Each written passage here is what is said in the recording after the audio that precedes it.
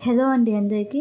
Sugar patients, diabetic patients కూడా తినగలిగేలాగా, ఇంట్లో చిన్నపిల్లల నుంచి పెద్దవాళ్ళు దాకా అందరూ ఇష్టంగా తినగలిగేలాగా ఒక హెల్తీ మిల్లెట్ బ్రేక్ఫాస్ట్ ఎలా చేసుకోవాలో చూపిస్తున్నాను. ముందుగా ఒక ప్యాన్లో 1 స్పూన్ ఆయిల్ వేసుకొని, సొరకాయ తురుము ఒక కప్పు వేసుకొని లో ఫ్లేమ్లోనే ఒక 2-3 నిమిషాల పాటు ఇలాగ కలుపుతూ ఫ్రై చేసుకోండి. 2-3 నిమిషాల పాటు ఫ్రై చేసుకున్న తర్వాత మంట ఆఫ్ చేసేసి కొంచెం చల్లారనివ్వండి.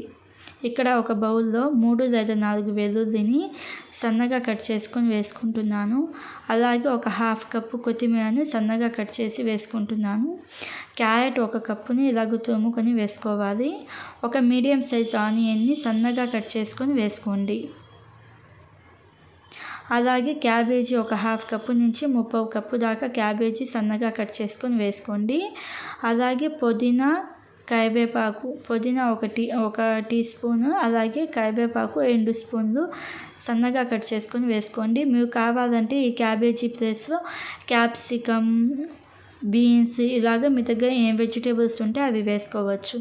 ఇలాగ కొత్తిమీర, కరివేపాకు, పుదీనా వేసిన తర్వాత మనం సొరకాయ తురుమును ఫ్రై చేసుకున్నాం కదా, ఆ ఫ్రై చేసుకున్న సొరకాయ తురుము వేసుకొని black pepper powder half spoon, garam masala half spoon, అలాగే వాము ఒక హాఫ్ స్పూన్ని చేతిలో వేసుకొని బాగా నలిపి వేసుకోండి.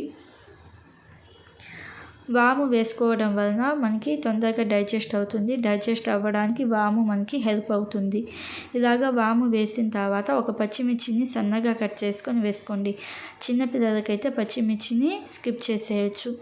అలాగే రెడ్ చిల్లీ ఒక half spoon, salt half spoon, పసుపు హాఫ్ స్పూన్,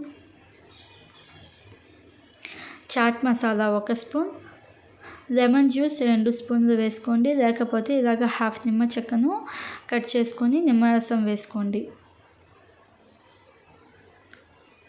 లెమన్ జ్యూస్ వేసిన తర్వాత చేతితోనే బాగా కలుపుకోవాలి. స్క్వీజ్ చేస్తూ అంటే చేతులతో బాగా పిసుకుతూ ఇలాగ బాగా కలుపుకోవాలి. ఇలాగ బాగా కలుపుకున్న తర్వాత మనం ఏ కప్పుతో అయితే సొరకాయ తురుము వేసుకున్నామో అదే కప్పుతో ఒక 1.5 కప్పు దాకా సజ్జల పిండి అంటే బాజా ఫ్లోర్ అంటాం కదా, అది వేసుకోండి. సజ్జల పిండి ఒక 1.5 కప్పు వేసుకొని, గోధుమ పిండి 3 టేబుల్ స్పూన్లు వేసుకొని, అలాగే సాల్ట్ ఒక హాఫ్ స్పూన్ వేసుకోండి. సాల్ట్ ఒక హాఫ్ స్పూన్ వేసుకొని బాగా కలుపుకోవాలి. ఫస్టే వాటర్ వేయద్దు, నీళ్ళు వేయకుండా చేతులతో బాగా స్క్వీజ్ చేస్తూ పిసుకుతూ బాగా కలుపుకోండి. ఇలాగ బాగా కలుపుకున్న తర్వాత నీళ్ళు అవసరం అనుకుంటే కొంచెం వేసుకోండి. ఒక 2 టేబుల్ స్పూన్లు 3 టేబుల్ స్పూన్లు నీళ్ళు వేసుకుంటే మనకి సరిపోతుంది. ఇలాగ బాగా కలుపుకున్న తర్వాత చపాతీ పిండిలాగా తయారవుద్ది కదా. చపాతీ పిండి అనేది మనకి రెడీ అయిపోయిన తర్వాత ఒక టవల్ లేకపోతే ఒక క్లాత్ మీద కొంచెం వాటర్ ఇలాగే స్ప్రింకిల్ చేసుకోండి.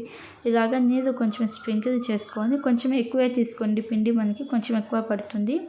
కొంచెం ఎక్కువ పిండిని తీసుకొని ఇలాగ చేతులతో మనం చపాతీలాగా చేసుకోవాలి. మరీ పలచగా, మరీ ఎక్కువ థిక్నెస్గా కాకుండా కొంచెం లైట్గా థిక్గా ఉంటే సరిపోతుంది.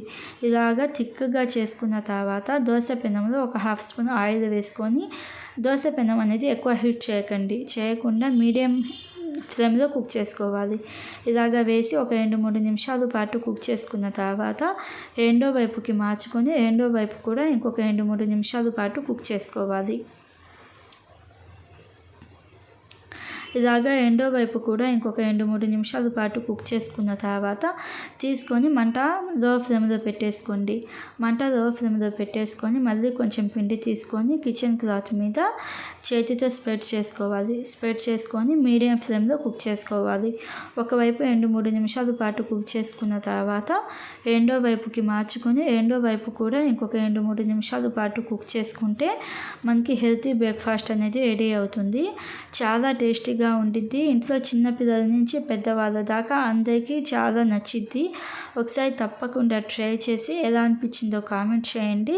ఇలాంటి మరిన్ని వీడియోస్ కోసం మన ఛానల్ని సబ్స్క్రైబ్ చేసుకొని ఈ వీడియోని మీ ఫ్రెండ్స్తో, ఫ్యామిలీ మెంబర్స్తో షేర్ చేసుకోండి. Thank you for watching.